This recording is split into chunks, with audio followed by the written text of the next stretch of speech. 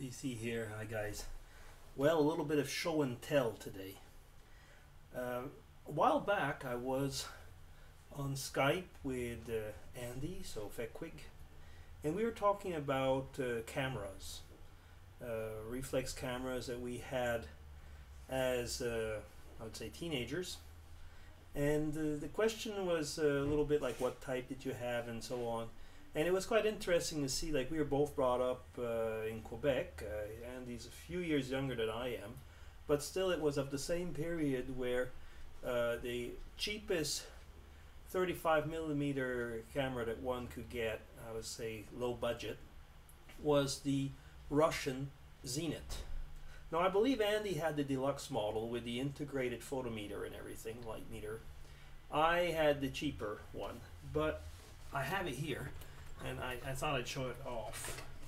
Now, okay, it came, okay, I was really proactive and put an extra film case here.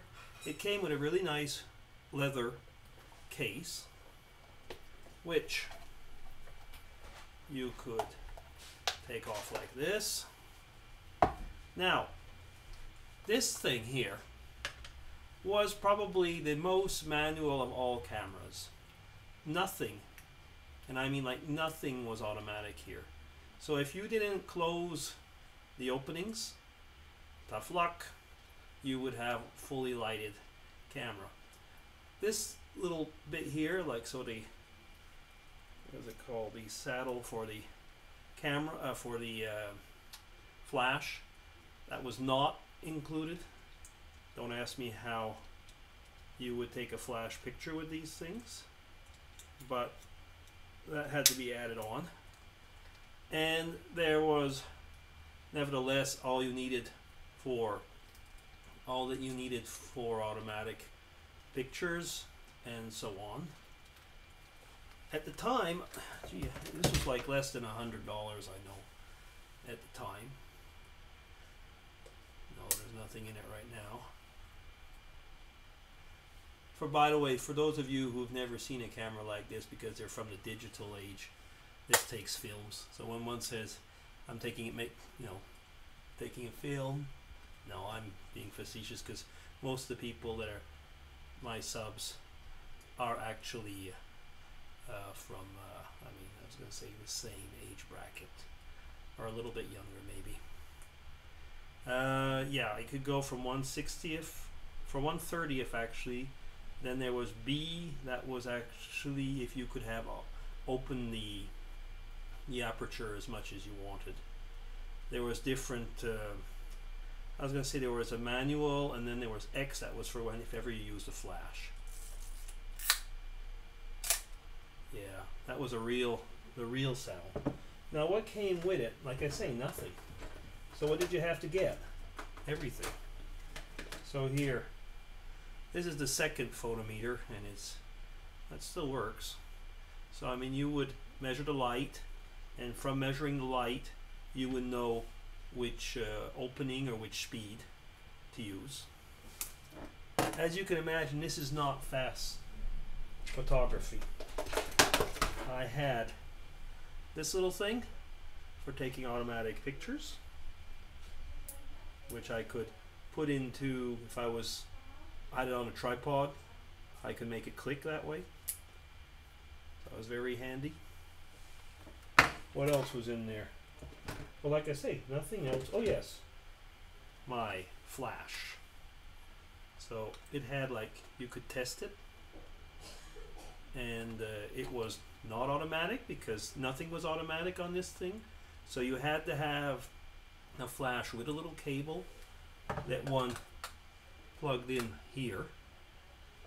Now of course you can imagine that was also a pain, because at the time flashes, already then, a lot of them didn't even have these little cables, so I had to look for these things sometimes. Oh, that's pretty funny. It's from Acme Light, almost something out of a comic book story. Now what did I add on to it in the meantime? I had bought a 135mm lens. And the advantage with the Zenith at the time, the Zenit, not Zenith, Zenit, was that it had the Pentax, screws. So anything that was on went on a Pentax could be fitted onto the Zenit. Now, a little few extras. Friend of mine, I'm going to move on quickly. A friend of mine was very much into building his own things for the camera, and he would go to secondhand stores. So he gave me this lens, which is a 2.8 millimeter.